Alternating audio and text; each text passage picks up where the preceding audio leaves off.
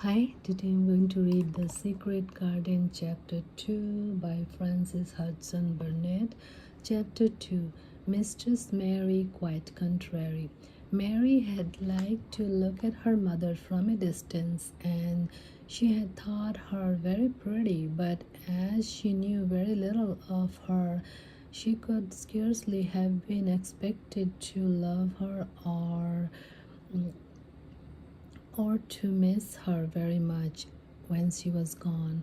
She did not miss her at all. In fact, and as she was a self-absorbed child, she gave her entire thought to herself, as she had always done. If she had been older, she would no doubt have been very anxious at being left alone in the world. But she was very young, and she had always been taken care of. She supposed she always would be.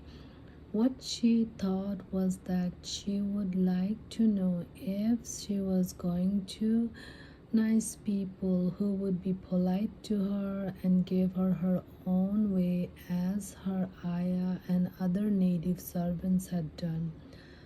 She knew that she was not going to stay at the English clergyman's house where she was taken at first.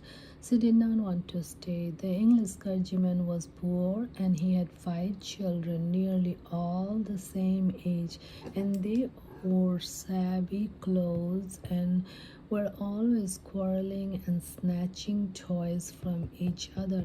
Mary hated their untidy bungalow and was so disagreeable to them that after the first day or two, nobody would play with her.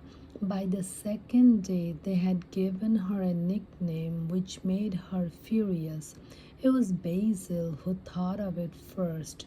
Basil was a little boy with impudent blue eyes and a turn-up nose, and Mary hated him. She was playing by herself under a tree, just as she had been doing the day of the cholera broke out. She was making heaps of earth and paths for a garden, and Basil came and stood near to watch her. Presently he got rather interested and suddenly made a suggestion. "Why don't you put a heap of stones there and pretend it is a rockery?" he said. "There in the middle," and he leaned over to point. "Go away," cried Mary. "I don't want boys. Go away." For a moment Basil looked angry, and then he began to tease. He was always teasing his sisters. He danced around and round and made faces and sang and laughed.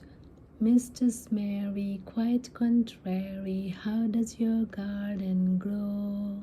With silver bells and cockle shells and marigolds all in the row." He sang it until the other children heard and laughed too.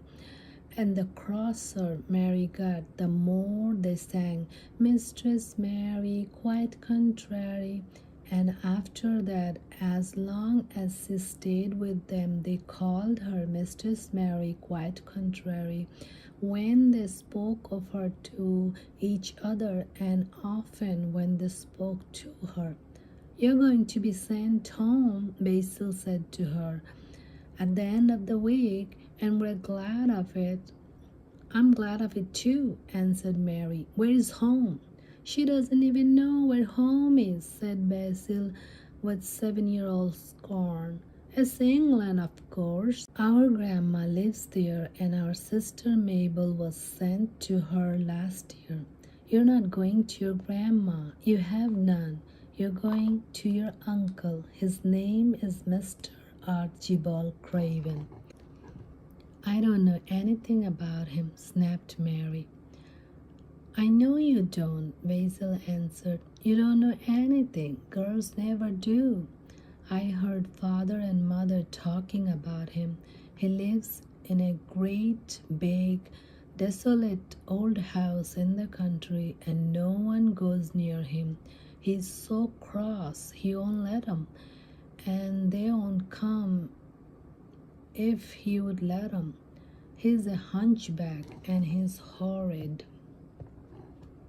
"I don't believe you," said Mary, and she turned her back and stuck her fingers in her ears because she would not listen any more.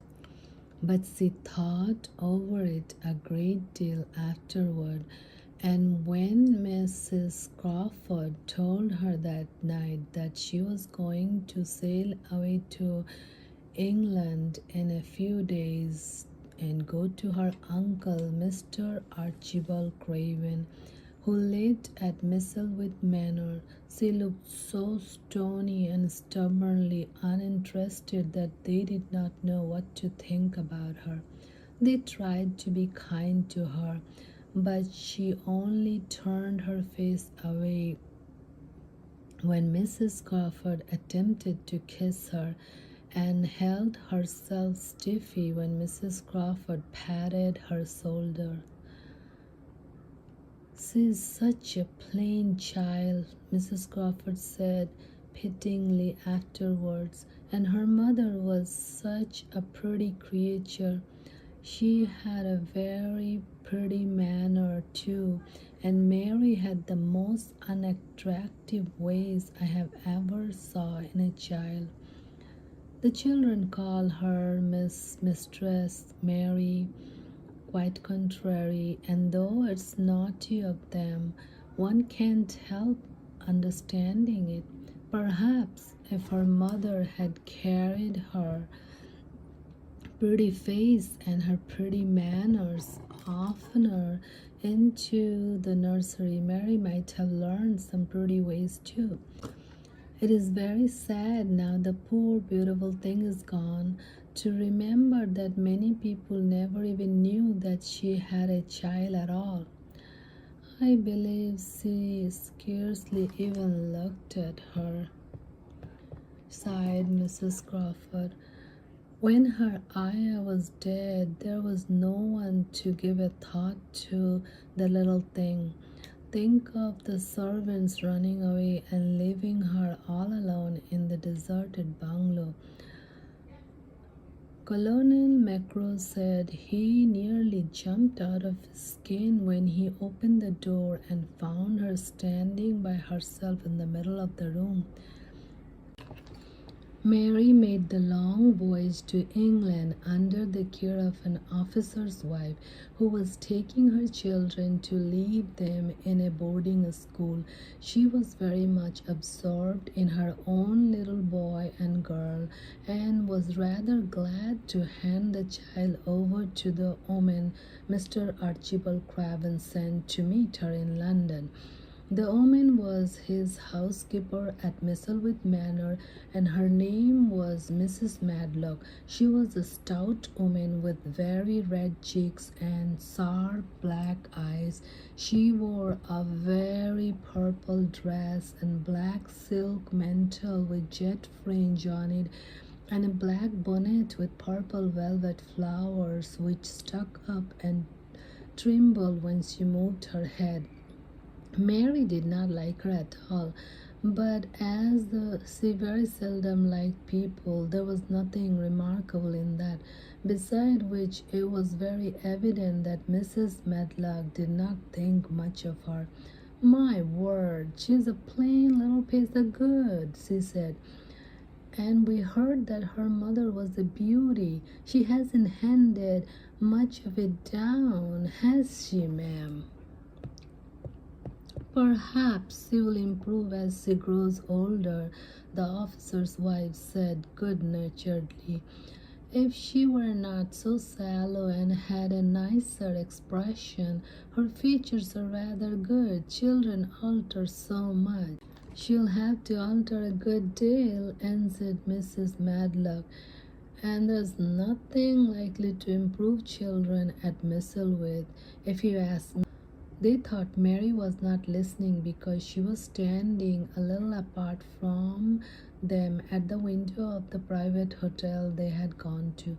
She was watching the passing buses and cabs and people, but she heard quite well and was made very curious about her uncle and the place he lived in. What sort of place was it, and what would he be like? What was a hunchback? She had never seen one. Perhaps there were none in India, since he had been living in other people's house and had had no ayah. She had begun to feel lonely and to think queer thoughts which were new to her. She had begun to wonder why she had never seemed to belong to anyone, even when her father and mother had been alive. Other children seemed to belong to their fathers and mothers, but she had never seemed to really be anyone's little girl. She had her servants and foods and clothes, but no one had taken any notice of her. She did not know that this was because she was a disagreeable child. But then, of course, she did not know she was disagreeable. She often thought that other people were, but she did not know that she was so herself. She thought Mrs. Medlock the most disagreeable person she had ever seen, with her common highly colored face and her common fine bonnet. When the next day they set out on their journey to Yorkshire, she walked through the station to the railway carriage with her head up and trying to keep as far away from her as she could, because she did not want to seem to belong to her. It would make her very angry to think people imagined she was her little girl. But Mrs. Medlock was not in the least disturbed by her and her thoughts. She was the kind of woman who would stand no nonsense from young ones. At least that is what she would have said if she had been asked. She had not wanted to go to London just when her sister's Maria's daughter was going to be married, but she had a comfortable, well-paid place as a housekeeper at Misselwith Manor, and the only way in which she could keep it was to do at once what Mr. Archibald Craven told her to do. So she never dared ask a question. Captain Lennox and his wife died of the cholera, Mr. Craven had said in his short, cold way. Captain Lennox was my wife's brother, and I am their daughter's guardian. The child is to be brought here. You must go to London and bring her yourself. So she packed her small trunk and made the journey. Mary sat in her corner of the railway carriage and looked plain and fretful. She had nothing to read or to look at, and she had folded her thin little black gloved hand in her lap. Her black dress made her look yellower than ever, and her limp light hair struggled from under her black crape hat. A more marred-looking young one I ever saw in my life, Mrs. Medlock thought. Marred is a Yorkshire word and means spoiled and pettish. She had never seen a child who sat so still without doing anything, and at least she got tired of watching her and began to talk in a brisk, hard voice. I suppose I may as well tell you something about where you are going to, she said. Do you know anything about your uncle? No, said Mary. Never heard of your father and mother talk about him? No, said Mary. She frowned because she remembered that her father and mother had never talked to her about anything in particular. Certainly, they had never told her things. Muttered Mrs. Medlock, stared at her queer, unresponsive little face. She had not said any more for a few moments, and then she began again. I suppose you might as well be told something to prepare you. You're going to a queer place. Mary said nothing at all, and Mrs. Medlock looked rather discomforted by her apparent indifference, but after taking a breath, she went on. Not, not, but that it's a grand big place in a gloomy way, and Mr. Craven proud of it in his way, and that gloomy enough too.